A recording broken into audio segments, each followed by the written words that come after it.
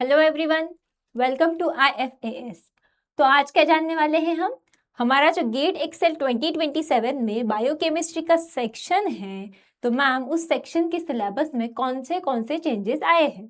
ठीक है, तो देखिए सबसे पहले ओवरऑल सिलेबस अगर हम देख ले तो ये रिकंस्ट्रक्ट हुआ है। जैसे हमारे केमिस्ट्री में हमने देखा कि एक सेक्शन ऐड हुआ था, वैसे यहाँ पर ऐसे कोई मेजर चेंज नहीं है, बट किस तरह का चेंज है ये हम डिटेल में देखेंगे। ठीक है, तो देखिए सबसे पहले XLQ जो बायोकेमिस्ट्री का सेक्शन था पहले, उसे अब XL1 कर दिया गया है।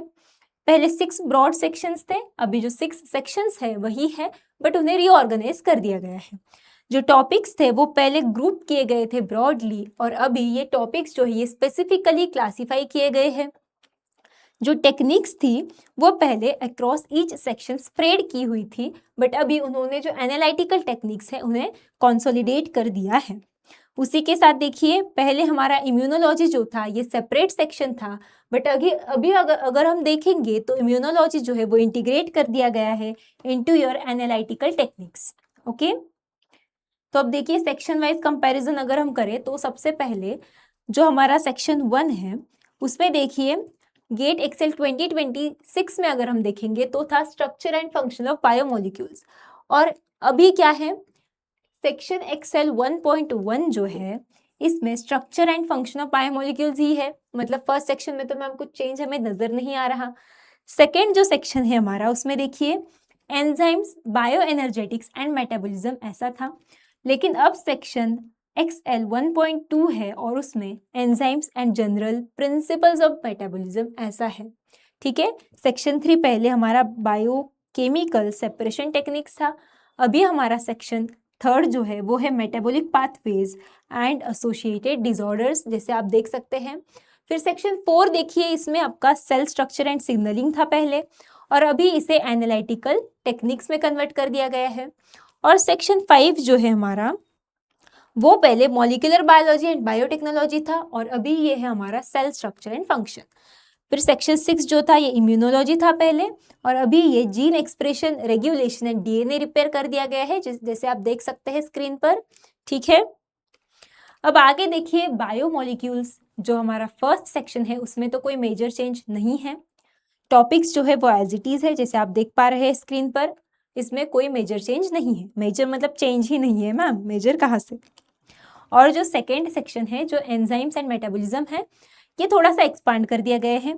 देखिए पहले हमारे enzyme kinetics, enzyme regulation, enzyme inhibition, vitamins, coenzymes, bioenergetics and metabolism और generation and utilisation of ATP, ये सारे टॉपिक्स थे हमारे 2026 में। अभी देखेंगे तो enzyme catalysis, enzyme specificity, kinetics up to 2 substrates, उसी के साथ enzyme inhibitors, regulatory enzymes, vitamins and coenzymes, general principles of metabolism, hormonal regulation of metabolism and generation and utilisation of ATP। तो इस तरह से देखिए आपके जो सेक्शन है ये ऑर्गेनाइज कर दिया गया है और ये उसमें चेंजेस है। अब अगर हम मेटाबॉलिज्म ये सेक्शन देखें तो आप देखिए इसमें ये नया टॉपिक ऐड कर दिया गया है।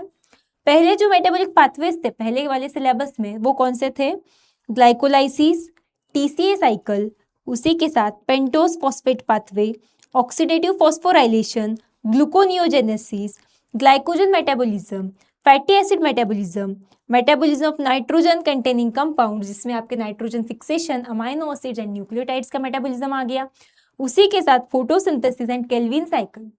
तो ये जो सारी चीजें थी ये पहले गेट एक्सेल 2026 में थी, और 2027 में अगर हम देखेंगे तो glycolysis, TCA cycle, pentose phosphate pathway, oxidative phosphorylation, gluconeogenesis, fatty acid metabolism ये सारी चीजें सेम ही हैं, और metabolism of nitrogen containing compounds ये भी सेम ही है मैम। फिर फोटोसिंथेसिस और केल्विन साइकिल ये सारी चीजें सेम है, बस इसमें एक नया टॉपिक ऐड हुआ है जो है हमारा फॉस्फोराइलेशन। ठीक है, तो फॉस्फोराइलेशन का एक नया टॉपिक ऐड हुआ है, या फिर फोटोफॉस्फोराइलेशन जिसे हम बोल सकते हैं। ओके, फिर उसके बाद देखिए एनालिटिकल टेक्निक्स का जो टॉपिक है, पहले टेक्निक्स कौन सी थी, ion exchange chromatography, size exclusion chromatography, affinity chromatography, centrifugation, उसी के साथ characterization of biomolecules by electrophoresis, DNA protein interactions, protein protein interactions, UV visible spectroscopy, fluorescence spectroscopy और मास स्पेक्ट्रोस्कोपी। तो ये जो सारे हमारे टेक्निक्स थे ये हमारे गेट एक्सेल 2026 में थे। और अगर 2027 की बात करें मैम, तो यहाँ पर हमें buffering against pH changes in biological system ये टॉपिक ऐड हुआ है। उसी के साथ जो हेंडरसन हैसलबैच इक्वेशन है ये भी नया टॉपिक हमें देखने को मिल रहा है। फिर आयन एक्सचेंज, साइज एक्सक्लूजन ये तो सेम ही है, एफिनिटी भी सेम है। टीएलसी थीन लेयर क्रोमेटोग्राफी ये भी हमें देखने को मिल रहा है कि ऐड हुआ है। फिर पेपर क्रोमेटोग्राफी ये भी नया टॉपिक है जो ऐड हुआ है। सेंट्रीफ्यूगेशन जो है वो पहले भी था। फिर characterisation of biomolecules by electrophoresis ये पहले भी था मैम टॉपिक। फिर देखिए DNA protein interaction, protein protein interactions, UV visible spectroscopy, fluorescence spectroscopy ये सारे हमारे पुराने ही टॉपिक हैं। इसमें ऐड नए क्या हुए हैं, Lambert's Beer's law, PCR, site directed mutagenesis, next generation DNA sequencing. तो देखिए 2027 में कौन से टॉपिक्स ऐड हुए हैं यहाँ पर दिख रहे हैं आपको। न्यू एडिशंस कौन सी है, तो देखिए ma'am buffering, HH equation, TLC, paper chromatography, Lambert's Beer's law, PCR, site directed mutagenesis और नेक्स्ट जनरेशन सीक्वेंसिंग। तो ये सारी जो एनालिटिकल टेक्निक्स है मैम ये हमें नए देखने को मिल रही है। तो इन टेक्निक्स पर हमें फोकस करना पड़ेगा अब, है ना। फिर उसी के साथ देखिए इम्यूनोलॉजी का अगर हम पार्ट देखें तो गेट एक्सेल 2026 में innate immunity, adaptive immunity, immune cells, उसी के साथ active passive immunity, complement system, antibody structure and diversity, B cell and T cell receptors, B cell and T cell activation, MHC यानी कि major histocompatibility complex और immunological techniques ये सारी चीज़ें 2026 में थी। अब 2027 में क्या है मैम देख लेते हैं। Antigen antibody interaction, antibody antigen interaction, immuno diffusion का जो टेक्निक है, immuno electrophoresis, RIA, Elijah, flow cytometry और मोनोक्लोनल एंटीबॉडीज एंड एप्लीकेशंस ये सारी चीज़ें अभी हमें गेट एक्सेल 2027 में देखने को मिल रही है। ओके, तो हमें जो इम्यूनोलॉजिकल टेक्निक्स है उनके जो एप्लीकेशंस है उस पर थोड़ा ज़्यादा फोकस करना पड़ेगा, ठीक है। फिर सेल बायोलॉजी के पार्ट से हम देखें, उसके पॉइंट ऑफ व्यू से देखें तो देखिए ये जो सारे टॉपिक्स हैं हमारे, cell structure, cell organelles, biological membranes, membrane transport, membrane assembly, protein targeting, receptor ligand interactions, hormones और न्यूरोट्रांसमीटर्स ये सारे टॉपिक रिटेन किए गए हैं। बस इसमें एडिशन क्या हुआ है 2027 में, तो जो प्रोटीन डिग्रेडेशन है, टू कंपोनेंट सिस्टम है, टॉक्सिन्स है और आयन चैनल्स हैं, तो ये सारी चीज़ें जो है ये नई ऐड हुई है in your GATE 2027 syllabus. Okay, अब मॉलिक्यूलर बायोलॉजी के पॉइंट ऑफ व्यू से देखें तो ma'am DNA replication, transcription, translation, DNA damage, DNA repair और biochemical regulation of gene expression ये सारे topics as it is written किए गए हैं। और नए ऐड क्या हुए हैं, तो आपका जो न्यूक्लियस एक्सेसिबिलिटी मेथड्स है, जिसके एग्जाम्पल फॉर एग्जाम्पल आपके डीएनएज 1 हाइपर सेंसिटिविटी असे है, क्रोमेटिन एक्सेसिबिलिटी है, open and closed chromatin analysis है। तो ये कुछ टॉपिक्स है जो हमें नए ऐड हुए दिख रहे हैं। ओके,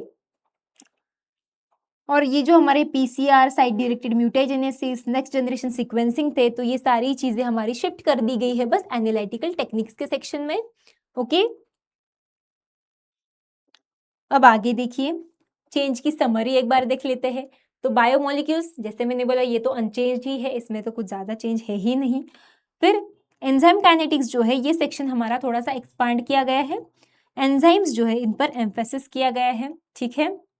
उसी के साथ मेटाबॉलिज्म जो है इसमें कुछ एडिशंस किए गए हैं, फोटोसिंथेसिस में भी कुछ एडिशन किए गए हैं, जैसे कि आपके फोटोफॉस्फोराइलेशन हो गया। और एनालिटिकल मेथड्स जो है ये बहुत ज़्यादा एक्सपांड किया गया है, इसके टेक्निक्स में और इसके एप्लीकेशंस में हमें ज़्यादा इंक्रीज देखने को मिल रहा है। ओके, फिर क्रोमेटोग्राफी ये भी हमारा ऐड हुआ है, टीएलसी एंड पेपर क्रोमेटोग्राफी ये हमने नए टॉपिक्स देखे, राइट, ये हमें 2027 में ऐड हुए दिख रहे हैं। फिर इम्यूनोलॉजी जो है ये ज़रा हमारा रिड्यूस कर दिया गया है, और उसी के साथ जो सेल बायोलॉजी है और उसमें हमारे कुछ नए टॉपिक्स ऐड किए गए हैं, जैसे टू कंपोनेंट सिस्टम है, टॉक्सिन्स एंड चैनल्स है, ठीक है। फिर जीन रेगुलेशन जो है इसमें भी हमारा जो न्यूक्लियस एक्सेसिबिलिटी है इसके मेथड्स ऐड किए गए हैं। फिर बायोटेक्नोलॉजी जो है वो शिफ्ट कर दिया गया है, बस जो पीसीआर, एनजीएस और म्यूटाजेनेसिस थे ये बस टॉपिक शिफ्ट कर दिए गए हैं दूसरे सेक्शन में। ओके, अब अगर mass spectrometry, DNA microarray, gene silencing और एडिटिंग ये टॉपिक्स अगर हम देखेंगे तो ये हमारे गेट 2027 में एक्सप्लिसिटली मतलब ये मेंशन किए गए नहीं है। ठीक है, बस ज़्यादा कुछ चेंज है नहीं हमारे सिलेबस में। ठीक है, तो इस तरह से हमें बस अब क्या करना है, जो ज़्यादा टेक्निकल बेस्ड सिलेबस है, टेक्निक्स के बेसिस पर हमें ज़्यादा फोकस करना है। ओके, इसीलिए हमें अब जिस तरह से सिलेबस चेंज हुआ है हमारे भी प्लान्स थोड़े से अपडेट करने पड़ेंगे, सिलेबस के अकॉर्डिंग हमें पढ़ना पड़ेगा। ठीक है, और पढ़ने के लिए मैम हमें गाइडेंस चाहिए। अब गाइडेंस कहाँ से मिलेगा, तो उसके लिए देखिए IFAS लेकर आया है आप लोगों के लिए एक एक्सक्लूसिव रिकॉर्डेड बैच, जो है आपका Sudarshan batch for GATE biotechnology students. और इस बैच में अगर आप गेट 2027 को टारगेट कर रहे हैं तो आपको पूरा कंटेंट मिलेगा अकॉर्डिंग टू योर सिलेबस। उसी के साथ आपको डेली प्रैक्टिस पेपर्स मिलते हैं, यानी एक लेक्चर हो गया तो उस लेक्चर के बेसिस पर आप क्वेश्चन सॉल्व कर सकते हो, ताकि आपको पता चले कि मुझे लेक्चर कितना समझ में आया है। और अगर नहीं समझ में आ रहा तो मैं फिर से जाके मैम से पूछूंगा, डाउट सेक्शन है हमारे पास, वहां जाकर डाउट्स पूछूंगा, है ना। तो इसीलिए देखिए ये आपका सुदर्शन बैच है फॉर गेट बायोटेक्नोलॉजी स्टूडेंट्स, जिसका प्राइस है मैम हमारा 10,249 रुपीज और इसकी वैलिडिटी है फॉर 6 मंथ्स।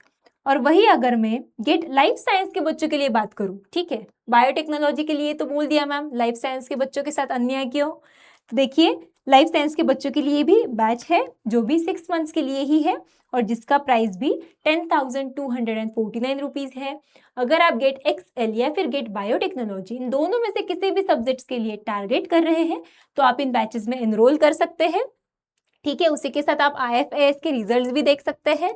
ओके, ठीक है, तो फिर चलिए आज के लिए हमारी इतनी ही इंफॉर्मेशन है।